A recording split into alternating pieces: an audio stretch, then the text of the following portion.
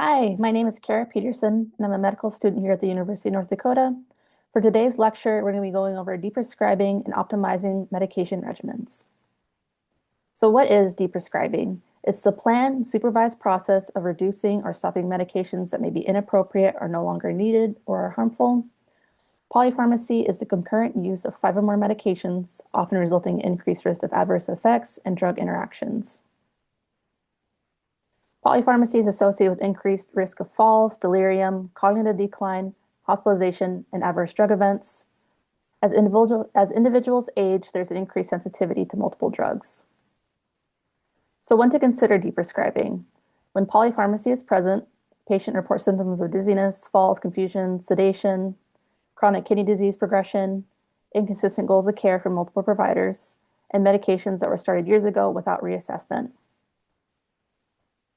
So how we can help with this is by utilizing tools available such as the Beers criteria.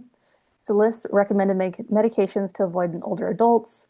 Medications on this list include benzodiazepines, anticholinergics, NSAID use with chronic kidney disease, long-term proton pump inhibitors, sulfonylureas, duplicate antihypertensives, or multiple CNS depressants. So how do we do this medication review? Well, first we want to gather complete lists, including home supplements, over-the-counter medications, and medications that are not currently listed. You want to confirm medications electronic medical record are the same as what the patient is currently taking, making sure that you check the doses, frequencies, and adherence and side effects, and then specifically what symptoms bother you the most.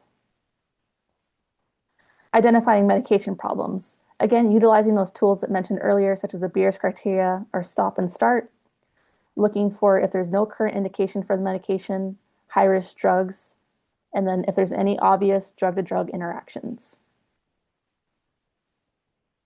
So deprescribing strategy, again, making sure you have that complete med list. You want to identify any appropriate medications and also, if possible, collaborate with a pharmacy. Assess risks versus benefits for each. Prioritize medication to discontinue or reduce first. Plan taper as needed and avoid abrupt stopping. And then with monitoring follow-up, you want to make sure, if possible, you can do renal and hepatic function labs as well. It's important to note to prioritize which medication to stop first, and that this is going to be a longer process, and that to monitor each time at each recurrent visit. We'll go over a patient case. This is Thomas, an 82-year-old male, with a chief complaint of feeling dizzy and tired. His past medical history includes diabetes, hypertension, AFib, chronic kidney disease, a longer list for him. For his review systems, he endorses dizziness, fatigue, dry mouth, constipation, poor appetite with weight loss, and feels like he has brain fog. Vitals, his blood pressure is 114/62 sitting and 90/56 standing, heart rate is at 62.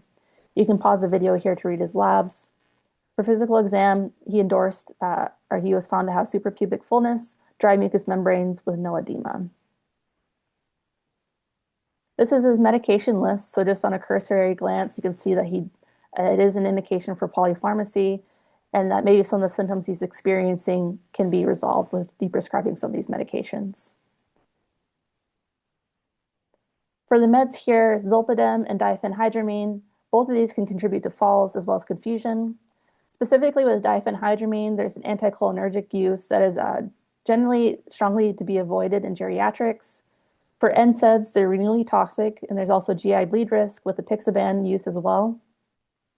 For glipizide, too tight of a glycemic control can also contribute to his dizziness and falls. For omeprazole and calcium carbonate, long-term use of proton pump inhibitors increase the risk of osteoporosis, C. diff, and B12 deficiency. Use of calcium as needed also indicates that there's rebound systems, and then recurrent use of this can also contribute to his constipation. For atorvastatin, his LDL is 54, so relatively well controlled. There's limited benefit for primary prevention and life expectancy in less than 10 years. And then hydrochlorothiazide could be contributing to his orthostasis, chronic kidney disease, and hyponatremia risk. This is the end of the presentation. Thank you for listening to it. I have my contact information right there, so if there's any questions or comments, feel free to reach out.